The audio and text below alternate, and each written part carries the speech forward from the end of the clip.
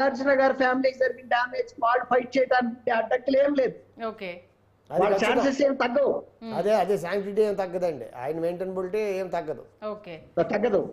అలాగే అంటే ఈమెను ఏదో లోపల అంటే వినిపించింది క్యాబినెట్ నుంచి బర్తరఫ్ చేయాలి, ఆమె పైన యాక్షన్ తీసుకోవాలంటూ కూడా ఫ్యామిలీ మెంబర్స్ ఏదో ఏమో ఒకళ్ళిద్దరు ఇలా చేస్తే మిగతా వాళ్ళు భవిష్యత్తులోనే ఉంటారేమో. ఆ పని మరి రేవంత్ రెడ్డి గారి స్థాయికి అది సాధ్యమా కాదా కూడా మళ్ళీ రాజకీయాలు మాట్లాడితే అది కూడా చూడాలి.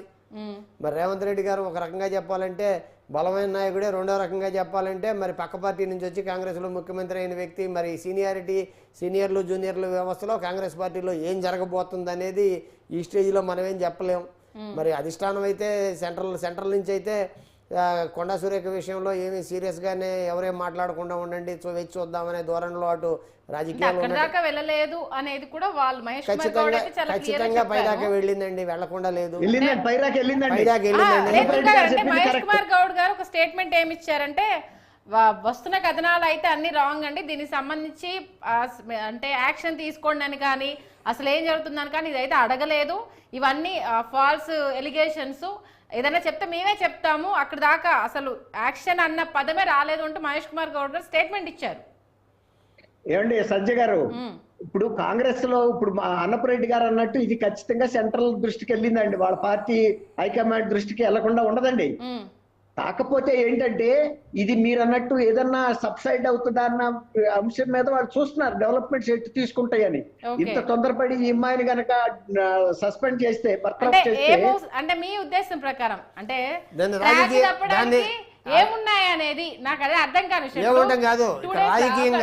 ఒకటి అన్నప్రెడ్డి గారు అంటే ట్రాక్ తప్పడానికి ఏమున్నాయి 2 days లో బయటకు వచ్చే అంశాలు ఏముంటాయి అంటే కాంప్రమైజ్ అవ్వడానికంటే ఆమె సారీ చెప్పడానికి కూర్చుంది, ట్రాక్ తప్పడానికి వీళ్ళు ఒకరికొకరు తగ్గడానికి ఇంకా ఆల్టర్నేట్ వేస్ ఏంటి? అవి అటు పెద్దలు ఇటు పెద్దలు కూర్చొని నీది నీకు నాది నాకు అని చెప్పి ఎవరికాడు సర్దుకుంటే తప్ప ఇదేం అయ్యే పరిస్థితి ఏం కాదు. అంటే సీక్రెట్స్ గురించి మాట్లాడిన డ్రగ్స్ మిగతాయి మొత్తం మందులు ఇవన్నీ కూడా ఈ జనరలైజ్డ్ ఫ్యాక్టరీ అండి, వాటి గురించి ఎవడు కూడా కొట్లాడుకొచ్చే పరిస్థితి ఏమి లేదు.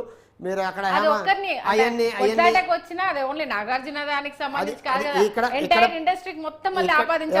జనరలైజ్ ఇండస్ట్రీ మీద పడిన ఏ మాట కూడా ఎప్పుడు కూడా సీరియస్ కాదు, 4 రోజులు తిట్టుకుంటారు పోతారు.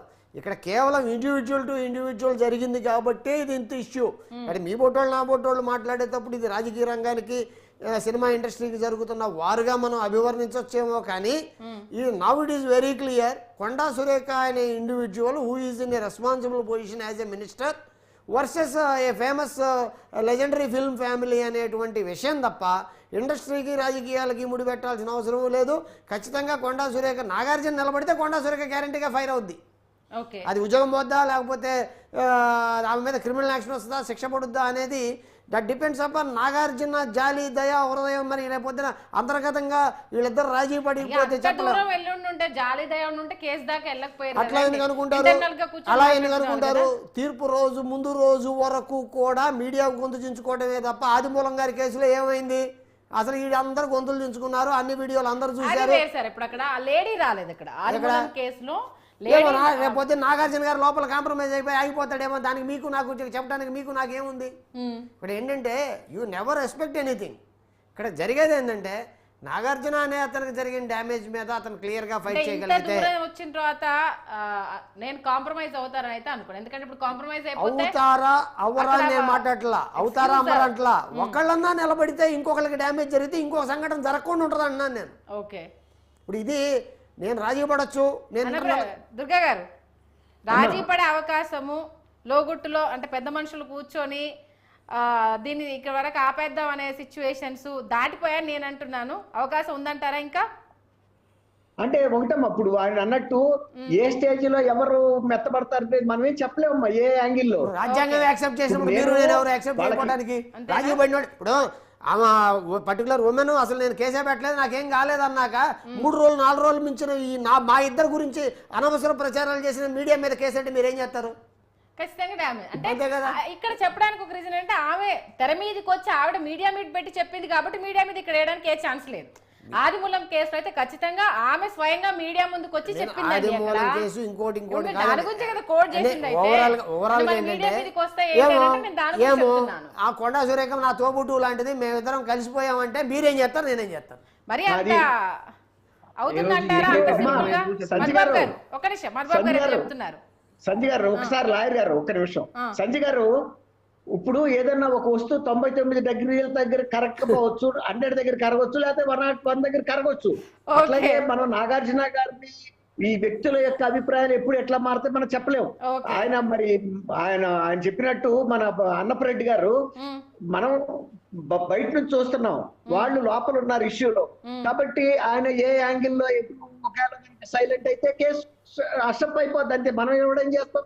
ఓకే మధుబాబు గారు, ఇక అంటే కేసు అంటే చివరి నిమిషం వరకు ఆర్గ్యూ జరగవచ్చు, లేకపోతే కాంప్రమైజ్ అయిపోయి తీసేసుకోవచ్చు అనేసి అంటున్నారు.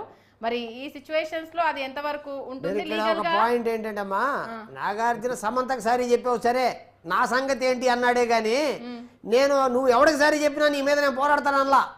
ఓకే మధుబాబు గారు, రెప్యుటేషన్ ఎక్కడ డ్యామేజ్ అయింది? నాగార్జున గారి ఫ్యామిలీ డ్యామేజ్ అయింది. ఈమె వాళ్ళు మోటో తీసుకున్నది ఏంటి? మా యొక్క ఫ్యామిలీ ఇమేజ్ డ్యామేజ్ అయింది. She is no more in the family of Nagarjuna sir. Okay, అందుకని ఎవరు ఎప్పుడు ఏ సర్కమ్స్టాన్సెస్ లో తగ్గచ్చు, ఎవరు ఎప్పుడు ఏ కేసులో ఎక్కడ టర్న్ అవుతుంది అనేది ఎవరు అంతుబట్టని విషయం. అందువల్ల గారు మరి ఎటు టర్న్ అవుతుంది ఓవరాల్ గా మీ అంచనా ప్రకారం? నాంచిన ఎవరిదైనా మానవుల యొక్క వ్యవహారం ఎప్పుడు ఎట్లా మారుతుంది అనేది నైజం మనం చెప్పలేం కదమ్మా. ఇప్పుడు ఇప్పుడు సపోజ్ ఆ ఫ్యామిలీ నేను మీరు నాగార్జున గారి పొజిషన్ లో మీరుంటే ఏం చేస్తారని అడుగు చెప్తారు. ఓకే, ఇంకా అది ఇక ఇండివిజువల్ డిపెండ్స్ అని కాబట్టి అది అంటే ఉంటే ఏం చేస్తామంటే ఇందాక అన్నపరెడ్డి గారు అన్నట్టు పలుకుబడి డబ్బు ప్రజెంట్ అయితే